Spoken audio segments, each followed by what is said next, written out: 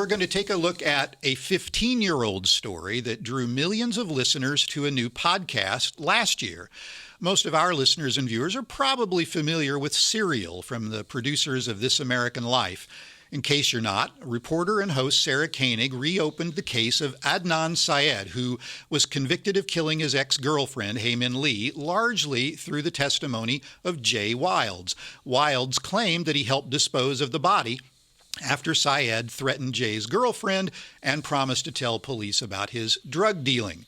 Well, Serial ended after 12 episodes last month with Koenig unwilling to exonerate Syed, but she did say that holes in Jay's testimony led her to believe that the teenager shouldn't have been convicted. Koenig and her producer tried to interview Jay at his home in California. We did not warn Jay we were coming, which is not the gentlest reporter move, I know. But I thought we'd have the best chance of success if we met him face to face, so we could make our case for why we wanted to talk to him, and he could have a better sense of who we were and what we were about. But because it's also sort of a dick move to show up at someone's door like that, Julie and I were nervous. I am so hyped up. Listening back to the tape, I wanted to give myself a Xanax. But I feel super excited to talk to him, like so excited to talk to him, I can't tell you. Like if this works, and he knows everything we want to know. Every question we've had for the past 8 months, 7 months, he knows it. And whether or not he tells us is a different thing. But you know what I mean? Like he's like, there's a treasure chest of answers that we've been looking for this whole time, and he has it. Jay Wilds did let them in, but he refused to give a taped interview, and it was one of the biggest missing pieces of the Serial podcast. Well, last week, the online news source The Intercept scored a coup. Jay gave an interview to reporter Natasha Vargas Cooper. In it, he changed his account once again, and he accused Koenig of harassing him and creating an evil stereotype of him. Well, that's not the impression you might get from the emails that Koenig sent Jay, as well as her public offer to create another episode of the podcast if Jay was willing to talk to her. Meanwhile, convicted killer Adnan Syed has another appeal hearing scheduled this month, and we'll see whether Jay's interview with The Intercept or other information to come forward in recent months will lead to a new trial. I want to focus, though, in our last couple of minutes on the media aspects of this. And Ernest, I'll start with you. At the very least, if you look at the emails and if you look at the podcast, Koenig was trying to shine a light on some really big problems in our society with the criminal justice system.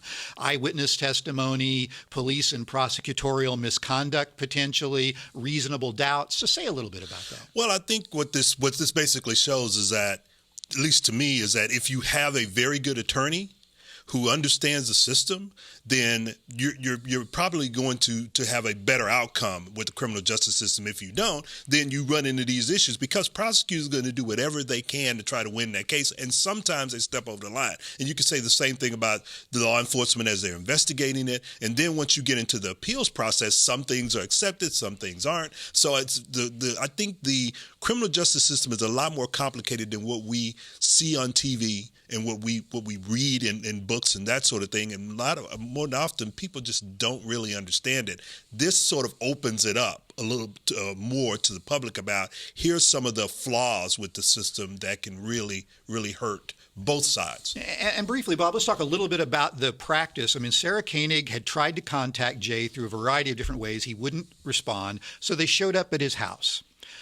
They didn't get the interview. He accused them later of sort of ambushing them and basically saying that, you know, they did a hit job on him. From what you've been able to see from reading some of the background material, is that a fair criticism? I don't think it's a fair criticism. Obviously, if they tried to get in touch with him through conventional means and he still wouldn't want to talk to them, I don't see anything wrong with a reporter knocking on the door and saying, look, here I am. This is your chance. Let's talk.